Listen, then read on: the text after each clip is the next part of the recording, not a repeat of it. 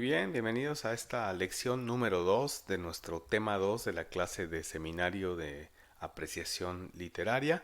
Estamos, como habíamos dicho desde la sesión pasada, abordando el tema de los estudios culturales y vamos a ensayar durante estas siguientes semanas tres variantes de los análisis, del análisis cultural de los textos literarios.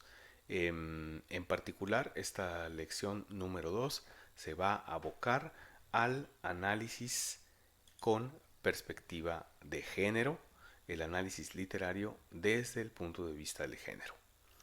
Bien, antes de iniciar con las observaciones sobre esta particular forma de análisis, es importante recordar que, de acuerdo a lo visto la sesión pasada, cuando hacemos un análisis cultural nos interesan las perspectivas, las identidades plasmadas en los textos, la manera en que los diferentes contextos de la obra entran en conjunción con los elementos estructurales y qué podemos sacar de ellos, es decir, qué interpretación podemos llevar a cabo.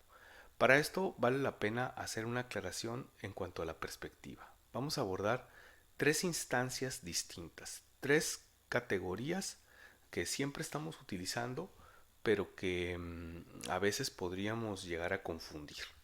Estas tres categorías son el autor persona, el autor implícito y la voz narrativa. ¿Ok? Vamos a ver estas tres categorías. Hablamos desde los estudios estructuralistas del texto literario, las aproximaciones estructuralistas. Hablamos de una categoría conocida como autor persona. El autor persona es el individuo, el sujeto, ¿no? Que de manera así muy literal asume la autoría de un texto literario cualquiera. Por ejemplo, Gabriel García Márquez, Amparo Dávila, Miguel de Cervantes, William Shakespeare, ¿no? Es el individuo, la persona pública, conocida, que se puede ver en la realidad palpable, fuera del texto. Ese es el individuo que firma, que se atribuye la autoría del texto, ¿ok? Ese es el autor persona. Después tenemos una categoría que llamamos el autor implícito. Ujú. A este autor implícito es una entidad que está representada dentro del texto de una manera mucho más sutil que un personaje. Es decir, es una perspectiva que se está sugiriendo dentro de los textos. Podemos encontrar evidencia de este autor implícito en el tono o el acento con el que se cuentan las cosas. Por ejemplo, la presencia de tonos irónicos, una visión paródica, o por ejemplo, si un texto trata de convencernos de una idea, de una ideología, ¿no? Ahí es donde el autor implícito se revela. Uh-huh. eh, Queda pues su presencia está disfrazada dentro de la manera en que habla el narrador o en la forma en que los personajes se expresan. También es posible que podamos ver a la presencia del autor implícito en las acciones representadas, en la lógica de acciones. Si a un personaje le va mal en la historia, bueno, entonces hay una perspectiva, ¿no? Que nos está tratando de decir algo. Si un personaje es presentado de manera idealizada, ahí hay una perspectiva que nos está tratando de decir algo. Ese es el autor implícito. No confundirlo con el autor persona, ¿ok? Y tampoco es posible confundirlo con la voz narrativa o el narrador. Como sabemos, la voz narrativa es una entidad que puede ser personal o impersonal, ¿ok? Piensen en el narrador personaje que habla en primera persona, el yo, o el narrador en tercera persona omnisciente, que es impersonal, pareciera que no fuera un sujeto, un individuo quien está hablando, sino una voz que está por ahí flotando. La diferencia entre el autor implícito y la voz narrativa es que la voz narrativa está representada de manera textual y es la voz que asume el relato de la historia. Tiene una dimensión textual porque habla en primera, en segunda o en tercera persona. en el singular o en el plural. ¿Ok? A veces el autor implícito y la voz narrativa coinciden en la manera de presentar las cosas. Esto sucede mucho en la literatura tradicional del siglo XIX, principios del siglo XX, donde el autor implícito él tiene la misma identidad que la voz narrativa. Es ese narrador que nos alecciona, que nos dice cómo leer el texto. ¿Ok? Vamos a ejemplificarlo esto con a partir de un texto que todos manejamos, Macario de Juan Rulfo. Por ejemplo, el autor persona en Macario es pues este individuo, ¿verdad? Juan Rulfo, una persona pues plenamente identificada, tiene una biografía, es un sujeto, hay fotografías de él, asumió la identidad, la autoría en los textos que están firmados por él, ¿no? Sin embargo, Juan Rulfo no es el autor implícito de nuestra obra.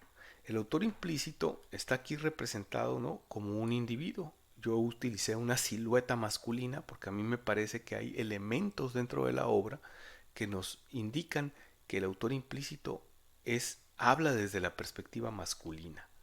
Sin embargo, por ejemplo, ese autor implícito también tiene rasgos que nos indican que está distanciado del entorno rural. Aunque conoce el entorno rural, él está distanciado, tiene una actitud crítica hacia el mundo rural. Por eso yo cuando presentaba la obra les decía, en resumidas cuentas, esta es una obra que trata de decir pueblo chico, infierno grande. Es decir, va a mostrar el lado oscuro, negativo de las comunidades rurales, los pueblecitos, ¿no?, que son frecuentemente idealizados en México, pero que esconden una dinámica de vida pues que puede ser muy oscura, puede ser muy inquietante desde la perspectiva del autor implícito. Y luego tenemos, para distinguirlo, a la voz narrativa, que es este personaje que se llama Macario. Yo lo representé aquí con esta fotografía de archivo, ¿no?, que presenta, es un adolescente, pero para algunos era un hombre ya maduro, con problemas de sus facultades mentales. Digamos que no es una voz narrativa que físicamente podamos decir con claridad cómo es, pero sí podemos saber con mucha precisión cómo piensa esa voz narrativa. Y nosotros podemos decir que la voz narrativa construida en Macario no es ni el autor implícito, ni el autor persona, mucho menos, ¿verdad? Porque sabemos que Juan Rulfo, pues es una persona que no está mal de sus facultades mentales. Tampoco sabemos que estamos seguros de que la voz narrativa no tiene la misma identidad que el autor implícito, porque mientras que la voz narrativa es ingenua, el autor implícito es bastante mal pensado, es bastante sagaz, porque utiliza a la voz narrativa ingenua para explicarnos lo que este narrador tiene en mente con respecto al mundo rural, ¿no?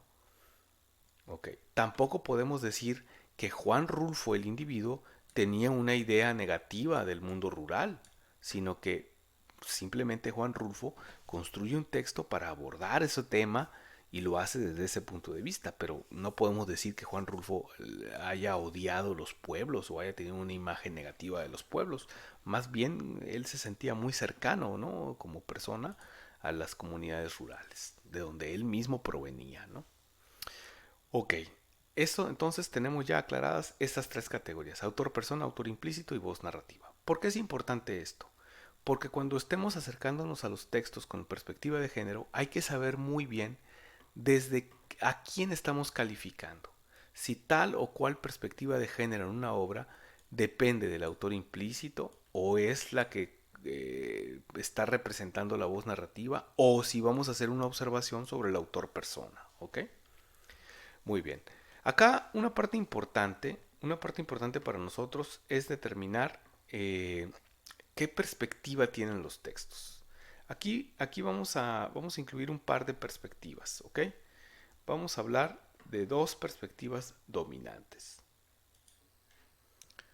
Las dos perspectivas dominantes de las que me gustaría hablarles como punto de partida para empezar a trabajar con la visión de género tiene que ver con la primera de ellas es la visión de carácter patriarcal, la perspectiva patriarcal de los textos. Es decir, sería la perspectiva más tradicional que puede adoptar un texto literario.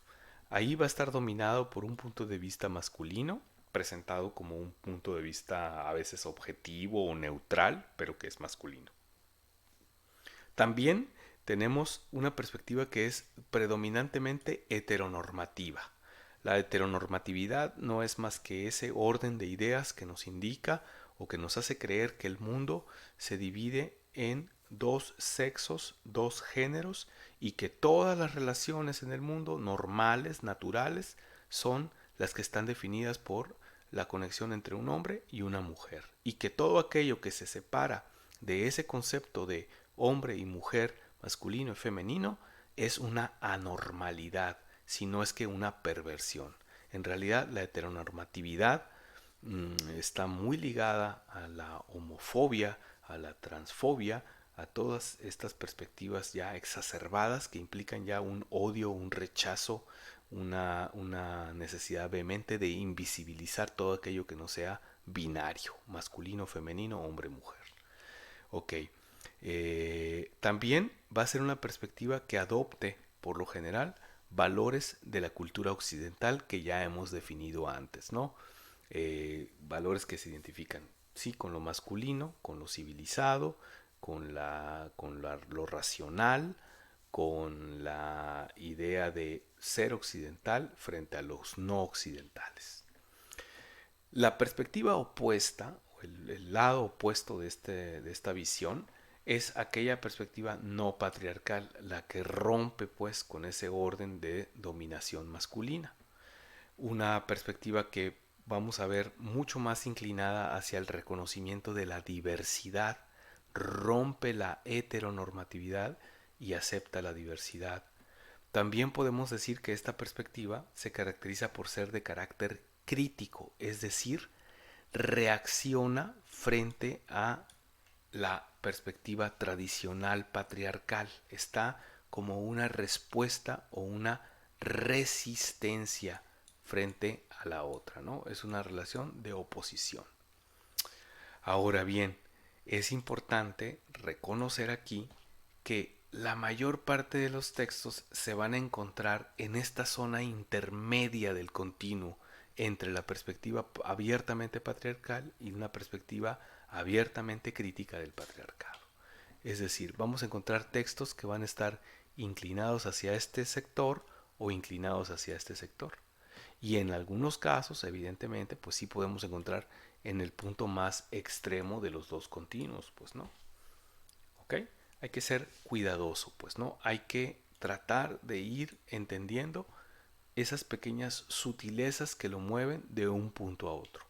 A lo mejor el texto tiene una perspectiva desde la feminidad, ¿no? Una visión no patriarcal, pero está inclinado directamente hacia lo heteronormativo, ¿verdad? Toda esa literatura femenina escrita por mujeres durante buena parte del siglo XX era decididamente heteronormativa, aunque trataba de presentarnos una perspectiva no patriarcal. ¿Ok? Bueno, en fin, las combinaciones son diversas y da pie a mucha discusión. Vamos a tratar de empezar a ejercitar una perspectiva de género en nuestro intento de comenzar a darle un poco de sentido a nuestro trabajo.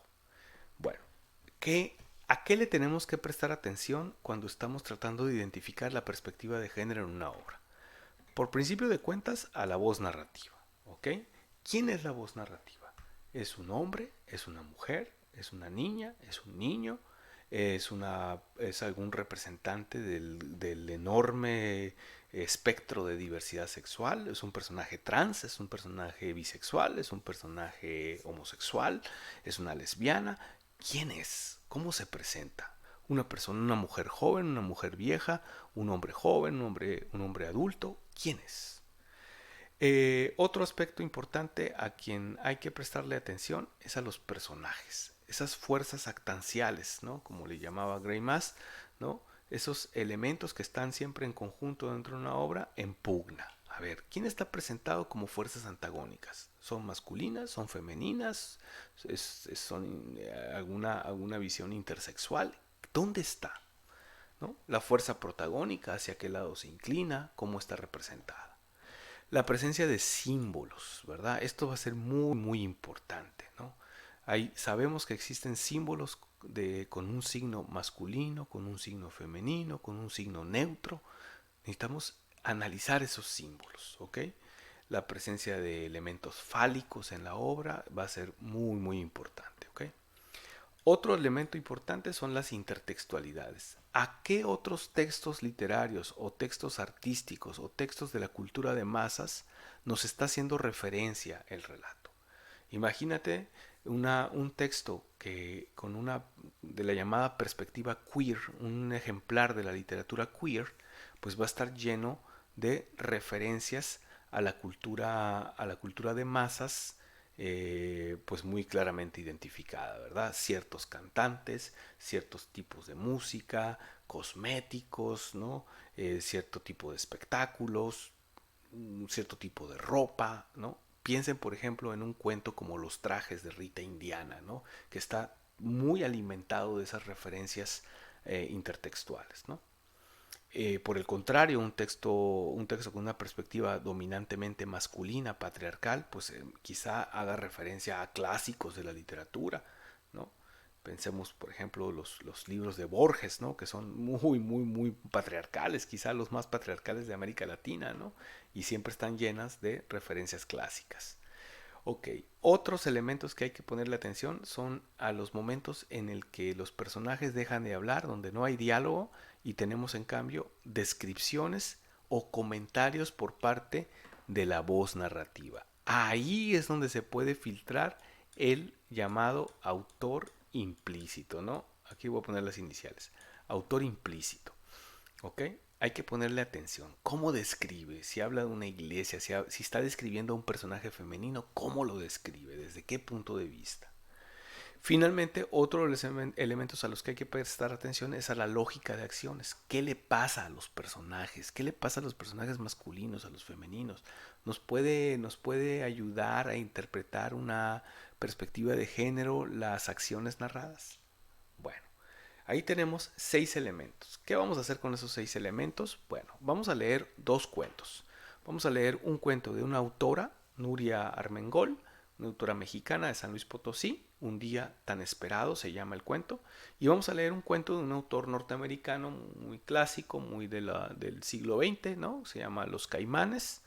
Y vamos en una pequeña tabla, vamos a organizar los 6 elementos que hemos mencionado, ¿verdad?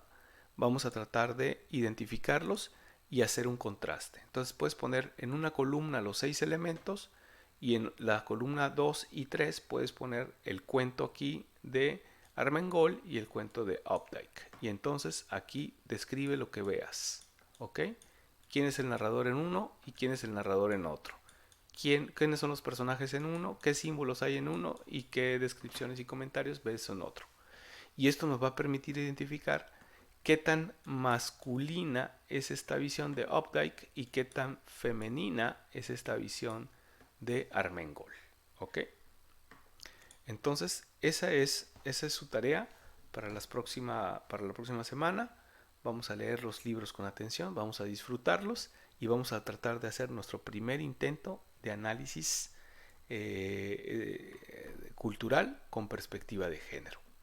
Pues una vez más me despido y ojalá que disfruten los textos. Nos vemos en la próxima lección para ver qué encontraron.